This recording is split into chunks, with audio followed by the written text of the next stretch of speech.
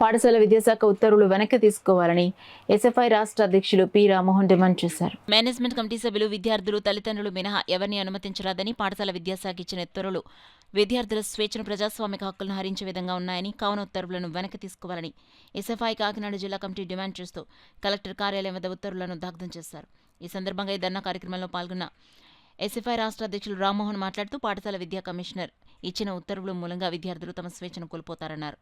ఇది విద్యార్థులు ఎదుర్కొనే సమస్యలు తెలుసుకునేందుకు వెళ్లిన వారికి ఈ ఉత్తర్వుల ద్వారా అనుమతులు ఉండబోవని, దీని ద్వారా విద్యార్థుల సమస్యలు బయటికి రాకుండా విద్యార్థుల నోరు నొక్కే ప్రయత్నమేనని అర్థమవుతుందన్నారు.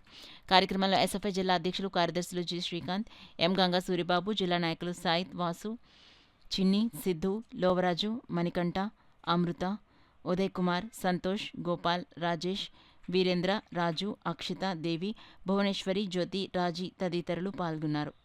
కార్పొరేట్, ప్రైవేట్ విద్యా సంస్థల్లో యథావిధిగా దందా కొనసాగుతుంది.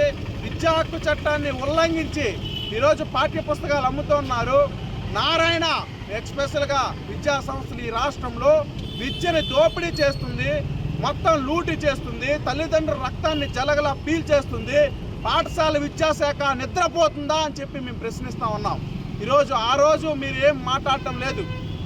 విచ్చలవిడిగా అనుమతులు ఇస్తున్నారు, కనీస విద్యా ప్రమాణాలు పాటించడం లేదు. మరి ఇలాంటి సమస్యలన్నీ విద్యార్థి సంఘాల వల్ల బయటకు వస్తున్నాయి కాబట్టి మీరు మమ్మల్ని నిషేధించాలనుకుంటున్నారా అని చెప్పి మేము ప్రశ్నిస్తూ ఉన్నాం.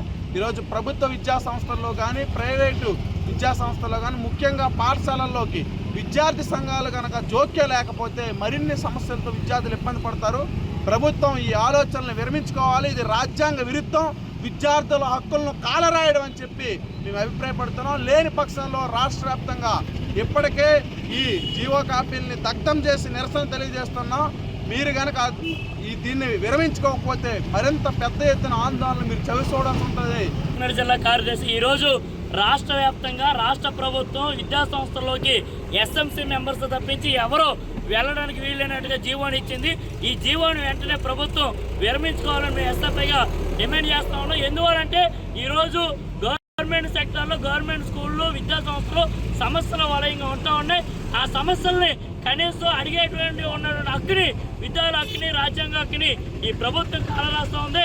గతంలో చంద్రబాబు నాయుడు ఏదైతే విద్యా సంస్థల్లో పెట్టేటువంటి ఎలక్షన్ రద్దు చేశారు, నేడు తన తనయుడు లోకేష్ విద్యా సంస్థలకి వెళ్లకుండా ఉండాలని జీవోని పాస్ చేస్తామని, ఇది రాజ్యాంగ విరుద్ధం. దీన్ని వెంటనే వెనక్కి తీసుకోవాలని